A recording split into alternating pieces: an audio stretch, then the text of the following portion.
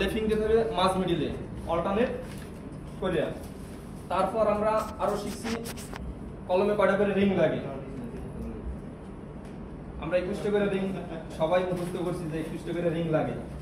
এই আবার দেখা গেছে কলম রিং 135 ডিগ্রি অ্যাঙ্গেলে বাস করতে হবে, এটা আমরা সবাই জানি কম বেশি। আর দ্বিতীয় কথা হচ্ছে স্যার কলমে আবার আমরা বেইজের ক্ষেত্রে আরেকটা শিখছি যে কলমটা যখন বসাবো তখন দেখা গেছে একটা পা এদিকে আর একটা পা এদিকে অল্টারনেট করে দেব। আর কি এটা সোজা স্যার এমনি দেওয়া যেত না, ভিতরের দিকে আমরা কলমের ক্ষেত্রে আর কি শিখলাম। তারপর কলমের ক্ষেত্রে আরো কিছু আছে কিনা খেয়াল করতে স্যার। কলমের লেফিং এর কথা স্যার বলছি যে মাঝ মিডিলে আর 27 ইঞ্চি লেফিং। আর এখন আমরা ক্লিয়ার কভারের কথা স্যার বলা হয় না, 1.5 ইঞ্চি ক্লিয়ার কভারিং 1.5 ইঞ্চি। এবার কলমের সেকশন শেষ স্যার। এবার বিমের বেলায় আমরা যখন উপরের রড যখন সাজাবো না, প্রথম থেকে আমরা মাঠাম দেবো স্যার, মাঠাম দেবো রডের 12 গুণ। তারপর হচ্ছে আমরা রডটা সাজাবো, রডটা সাজানোর পর বিমের মাঝ মিডিলে আমরা লেফিং দেবো 35 ইঞ্চি। তারপর আমরা উপরের রড ফালান শেষ।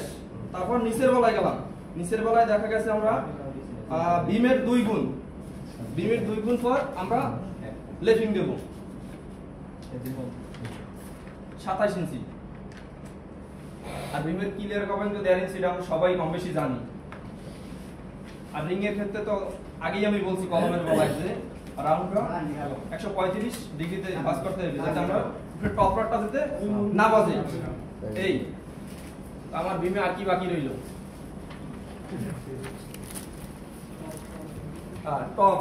টপের বেলায় আমরা যদি উপরের বেলায় যদি দিতে যাই তখন L3 আর নিচের বেলায় L8 একবার খালি রাখতে হবে স্যার দুই দিকে।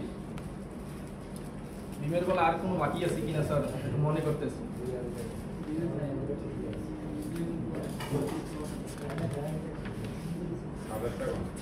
তারপর দেখা গেছে স্যার আমরা মাথার টপটা L/4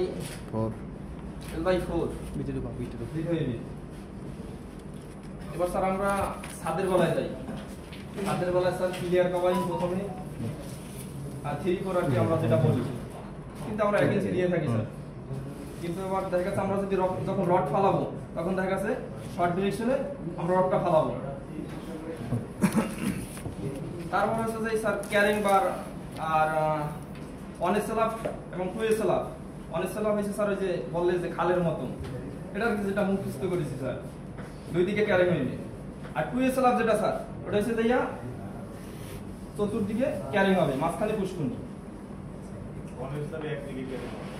অনেসেলাফ আর কি একদিকে ক্যারিং হবে স্যার, দুই সাইডে।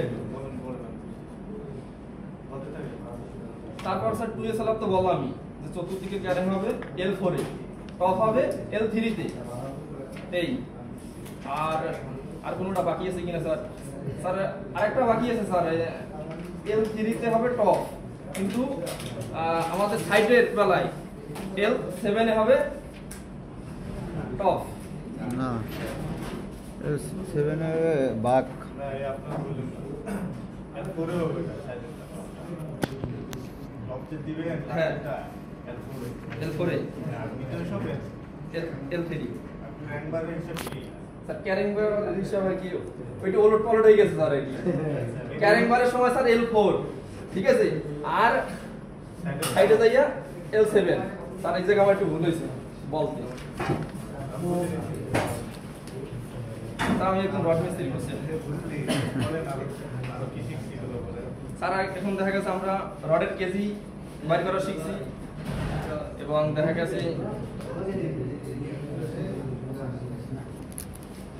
রডের ডায়া 10 মিলি পূরণ 10 তারপর দেখা গেছে যত আইবে ওটা 532 থেকে ভাগ দিয়ে এটা কেজি দাম দেবে স্যার। এরকম আমরা শিখছি। আর দেখা গেছে আরেকটা জিনিস শিখছি স্যার, রিং ভাঙার সময় আপনার ওই রাউন্ডটা ঘোরানোর সময় আর কি 6 গুণ না 6 ডিগ্রি, এটা আমরা শিখছি আর কি। আমি ছাদের বেজেরটা বললাম, কলমেরটা বললাম, বেজ, কলম, বিম, ছাদ। স্যার আমার এই 4টে জিনিসই গুরুত্বপূর্ণ, 4টা তো আমি বললাম। বসেন,